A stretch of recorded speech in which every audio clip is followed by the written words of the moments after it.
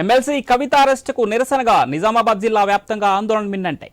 రాజకీయ కుట్రలో భాగంగా కవితను అరెస్టు చేశారంటూ జిల్లా పరిషత్ చైర్మన్ దాదన్న గారి విఠలరావు అన్నారు. కవితను వెంటనే విడుదల చేయకుంటే ఆందోళనలు తీవ్రతరం చేస్తామంటున్నారు. నిజామాబాద్ ధర్నా చౌక్ లో ప్రధాని మోదీ దిష్టిబొమ్మను దగ్ధం చేశారు బీఆర్ఎస్ నాయకులు. దీనిపై మరింత సమాచారం మా ప్రతినిధి శ్రీకాంత్ అందిస్తారు. కవితను అరెస్టు చేయడంతో నిజామాబాద్ జిల్లాలో ఆందోళనలు కొనసాగుతూనే ఉన్నాయి. నిజామాబాద్ నగరంలోని ఎన్టీఆర్ చౌరస్తా వద్ద బీఆర్ఎస్ కార్యకర్తలు ఆందోళన చేపడుతున్నారు. మోడీ దిష్టిబొమ్మను దగ్ధం చేసే కార్యక్రమంలో పాల్గొన్నారు. ప్రస్తుతం మనతో పాటు జడ్పీ చైర్మన్ దాదన్న గారు విఠలరావు ఉన్నారు. సార్ చెప్పండి, ఎందుకు నిరసనలు చేస్తున్నారు?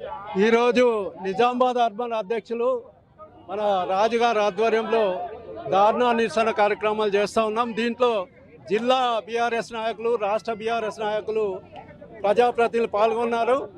ఎందుకంటే నిన్న మోడీ గారు మోడీ వచ్చిన తర్వాత ఈడీ వస్తుందని చెప్పేసి మోడీ రాగానే ఈడీ వచ్చింది. ఈడీ వచ్చి నిన్న అక్రమంగా మరి కవిత గారిని అరెస్ట్ చేసి కావాలని ప్రీ ప్లాన్గా వచ్చి 8:45కు ఫ్లైట్ కూడా బుక్ చేసి కవిత పేరు మీద ఫ్లైట్ బుక్ చేసి మరి నిన్న సోదాలంటూ 3-4 గంటలు టైంపాస్ చేసి అరెస్ట్ చేయడం జరిగింది. ఈ అక్రమ అరెస్టును మేము తీవ్రంగా ఖండిస్తూ ఉన్నాం. మరి మోడీ గారి జేబు సంస్థలుగా మారిన ఈ సిబిఐ కానీ ఈడీ కానీ భయపెట్టించి మరి మోడీ గారు తన పార్టీలో ప్రభావాలు పెట్టి పార్టీలో జాయిన్ చేసుకుంటూ ఉన్నాడు. దీన్ని తీవ్రంగా ఖండిస్తూ ఉన్నాం. మరి అక్కడ ఏమన్నా దొరికిందంటే కవిత ఇంట్లో ఏం లేదు, 16 సెల్ ఫోన్లు దొరికినాయని చెప్తా ఉన్నారు. సెల్ ఫోన్లు కామన్, ఒక మామూలు వ్యక్తి 5-6 సెల్ ఫోన్లు వాడతారు. ఆమె ఎమ్మెల్సీ, మాజీ ముఖ్యమంత్రి, తొలి తెలంగాణ ముఖ్యమంత్రి కుమార్తె కాబట్టి ఆమె ఉన్నది. పిఎల్ 5-6 ఉన్నారు, సెల్ ఫోన్లు ఉన్నారు. మరి ఇంత బంగారం దొరికింది, ఇన్ని కిలోలు, ఇన్ని కోట్ల డబ్బులు దొరికినాయి, దస్తావేజులు భూములు దొరికినాయి అనేది ఏం లేదు. కాబట్టి ఇది కక్షపూరితంగానే అరెస్ట్ చేసి తీసుకెళ్ళినని చెప్తూ మరి ఖచ్చితంగా నిజామాబాద్ జిల్లా నుంచి మరి ఖచ్చితంగా కవితను వెంటనే విడుదల చేయాలని మేమందరం కోరుతా ఉన్నాం. ఈ ఆందోళన టౌన్ ప్రెసిడెంట్ రాజు గారి ఆధ్వర్యంలో జరుగుతుంది. సార్ చెప్పండి, ఎట్లా ఉంది? ఇది అన్యాయం, పూర్తిగా అక్రమంగా. అక్కడ సుప్రీంకోర్టులో కేసు ఉండగా అటు విచారణకు నెక్స్ట్ 29th ఉండడం కూడా వీళ్ళు ముందుగా వచ్చి కావాలని అందరినీ డిస్టర్బ్ చేద్దామని ఎంపీ ఎలక్షన్ ముందు వాళ్ళకు ఒక దెబ్బ కొడదామనే ఉద్దేశంతో తప్ప వేరేం లేదు. ఇక్కడ వచ్చి ఈడీ సోదాలు చేసినా కూడా దొరికింది ఏం లేదు.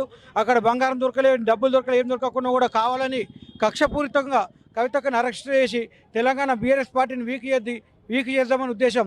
ఎందుకంటే సెంట్రల్లో కాంగ్రెస్ ఎలాగో వీక్ ఉంది, సో వాళ్ళకు ప్రత్యామ్నాయంగా బీఆర్ఎస్ పార్టీ ఎదుగుతుంది. ఆదిలోనే దీన్ని తొక్కిపెట్టే ఉద్దేశంతోనే కవితను కావాలని ఈడీ కేసులో ఇరికించి ఇవన్నీ కావాలని అరెస్ట్ చేయడం జరిగింది. సడన్గా వాళ్ళకు ఢిల్లీ ఫ్లైట్ ఎట్లా బుక్ అవుతుంది? అంతా ప్రీ ప్లాన్, ముందుగానే కావాలని అక్కడ ఏం దొరకకుండా తీసుకెళ్లాలనే ఉద్దేశం తప్ప వేరే ఉద్దేశం లేదు. మేము అందరం దీన్ని ఖండిస్తున్నాము. ఈరోజు నిరసన కార్యక్రమం చేపట్టినాం, దిష్టిబొమ్మ దానం చేస్తాము. ఇది ఖచ్చితంగా కవితను విడుదల చేసే వరకు మేము పోరాటం చేస్తూనే ఉంటామని ఈ సందర్భంగా తెలియదు. భారత జాగృతి మాజీ అధ్యక్షులు గారు ఉన్నారు. చెప్పండి సార్, అసలు ఎట్లా అర్థం చేసుకోవచ్చు ఈ అరెస్ట్ని? రానున్న రోజుల్లో మీరు ఇంకా ఎలాంటి కార్యక్రమాలు చేపడతారు? వాస్తవంగా నిన్న జరిగినటువంటి పరిణామం చూస్తుంటే వారు మధ్యాహ్నం వచ్చారు.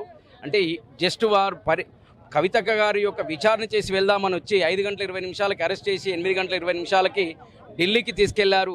ఇది కేవలం కక్షపూరితంగా.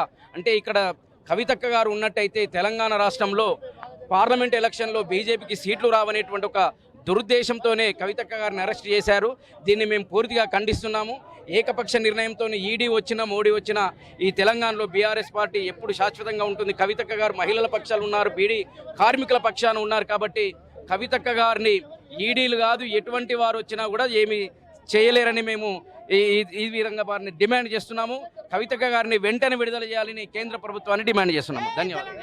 మొత్తానికైతే కేవలం రాజకీయ కక్ష పూరితంగానే కవితను అరెస్ట్ చేశారని చెప్పేసి నిజామాబాద్ నగరంలో ఉన్నటువంటి బీఆర్ఎస్ పార్టీ కార్యకర్తలు కావచ్చు, భారత జాగృతి నాయకులు కావచ్చు కోరుతున్నారు. వెంటనే కవితను రిలీజ్ చేయాల్సిన అవసరం ఉందని చెప్పేసి, లేదంటే ఈ ఆందోళన ఇలాగే కొనసాగుతాయని చెప్పేసి వారు చెప్తున్నారు. Camera person Ravinayak, Srikanth, I news, Nizamabad.